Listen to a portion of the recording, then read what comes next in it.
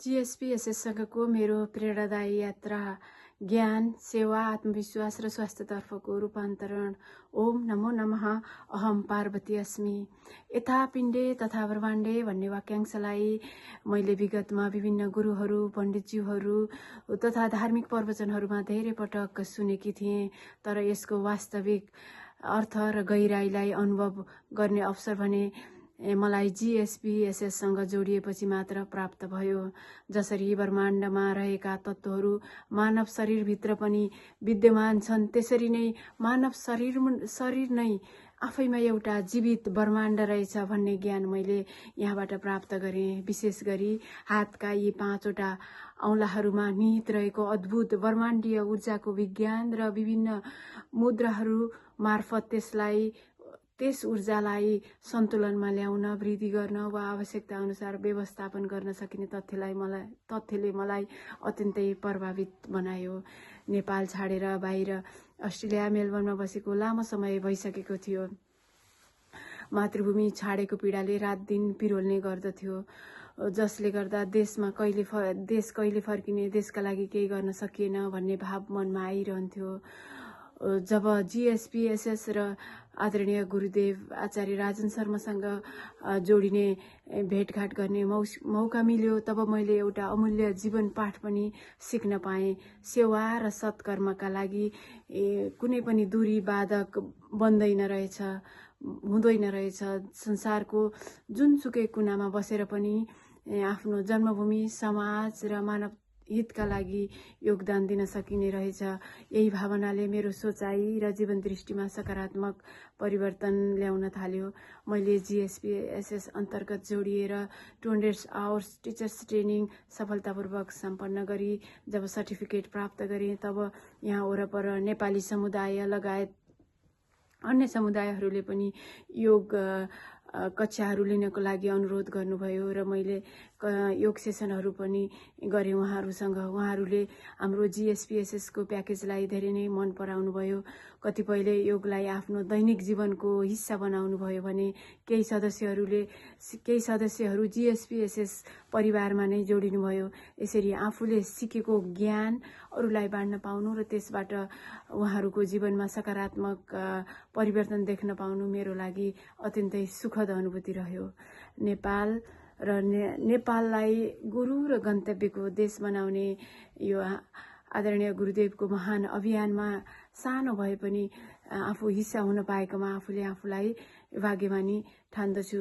200 hours teachers training पछि मैले 400 hours teachers ट्रेनिङमा पनि सहभागी हुने मौका पाएँ, जसमा मैले रिसर्चको विषय बनाएकी थिएँ। सिद्धासनमा बसेर 108 चोटि ओमकार उच्चारण अर्थात् पडव ध्वनिलाई उच्चारण गर्ने र साथमा अभय मुद्रामा बसेर हुम मन्त्रलाई पनि उच्चारण गरेकी थिएँ र भ्रामरी प्राणायामलाई करिब 15 मिनट गरेर मेरो त्यो बेलाको साधना समय 1 घण्टादेखि 1.5 घण्टासम्मको थियो। यसलाई करिब 1.5 महिनासम्म गरेर मैले प्राप्त गरेको त्यो नतिजाले मलाई निकै नै खुसी तुल्यायो, जसले मैले आफूभित्रको डर, सङ्कोच हराउँदै आफूमा आत्मविश्वास बढेको र आफ्ना कुराहरू बाहिर खुलस्त रूपमा भन्न सक्ने भएको आफैलाई प्रत्यक्ष अनुभव गर्न पाएँ। यसै योग यात्राकै बिचमा मैले एक बच्चालाई पनि जन्म दिएँ। बच्चा जन्मिनु अगाडि र जन्मिएपछि मैले तुरुन्तै यो योगासनहरू गर्न सकेको थिइनँ, जसले गर्दाखेरि मेरो शरीरमा यो कोलेस्ट्रोलको मात्रा बढ्दै गयो। मैले डाक्टरसँग चेक गराउँदाखेरि डाक्टरले यो कोलेस्ट्रोलको मात्रा धेरै छ, हजुरले मेडिकेसनलाई लिनुपर्छ, तुरुन्तै सुरु गर्नुपर्छ भन्नुभयो। जसले गर्दा मैले डाक्टरसँग केही समय 6 हप्ताको समय मागेँ र यता गुरुदेवसँग पनि सल्लाह गरेँ र कोलेस्ट्रोल म्यानेजमेन्टलाई नै आफ्नो यो 600 आवर्सको रिसर्चको विषय बनाएँ। आदरणीय गुरुदेवले मलाई यो कोलेस्ट्रोल म्यानेजमेन्ट टपिक अन्तर्गत यस्तो योग प्याकेज दिनुभयो, जसमा सूर्य नमस्कार, नौकासन, उष्ट्रासन, नाडी शोधन प्राणायाम, भ्रामरी प्राणायाम, वमन चिकित्सा, मसाज थेरापी तथा दालचिनी मिसाएको पानी सेवन गर्ने सुझाव दिनुभयो। मैले गुरुदेवको निर्देशनलाई दिनहुँ अपनाउन थालेँ। साथमा पश्चिमोत्तासन, हनुमानासन, धनुरासन र चक्रासनलाई पनि अतिरिक्त आसनको रूपमा समावेश गर्दै गएँ। सुरुमा मैले सूर्य नमस्कारलाई करिब 4 राउन्डबाट प्रारम्भ गर्दै बिस्तारै यसलाई 8 राउन्डसम्म पुर्याएँ। प्रत्येक अभ्यासमा वार्म अप सेसन पनि गर्नु पर्थ्यो। लगभग 1.5 महिनाको अभ्यासपछि मैले आफ्नो रगतलाई पुनः चेक गरेँ, जसमा त्यो बेला सुरुमा मेरो यो कोलेस्ट्रोलको लेभल 8 थियो भने यो मेरो अभ्यासपछि 1.5 महिनाको यो गुरुदेवले दिएको योग प्याकेजलाई अपनाएपछि र त्यसपछि रगत चेक गर्दाखेरि मेरो घटेर 5.2 मा आएको थियो, जुन नर्मल थियो। महत्त्वपूर्ण कुरा त के रह्यो भने मैले औषधिको सहारा लिनु परेन।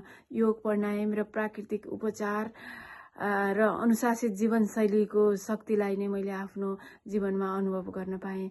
आज GSPSSसँगको यो यात्रालाई फर्केर हेर्दा यहाँबाट केवल मैले योग मात्रै सिकेकी छैन, आत्मविश्वास पनि सिकेँ, अनुशासन पनि सिकेँ, सेवा भावना पनि सिकेँ, आध्यात्मिक चेतनाको अनुभूति गर्न सकेँ, स्वस्थ जीवनशैलीलाई जीवनमा उतार्ने अवसर पाएँ। अझ महत्त्वपूर्ण कुरा, आफूले प्राप्त गरेको ज्ञानलाई अरूलाई बाँड्ने अवसर पनि प्राप्त गरेँ। यही नै मेरो लागि GSPSSसँगको सबैभन्दा ठुलो उपहार हो।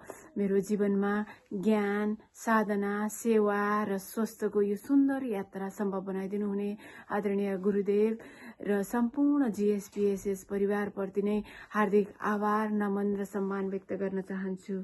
ओम नमो नमः।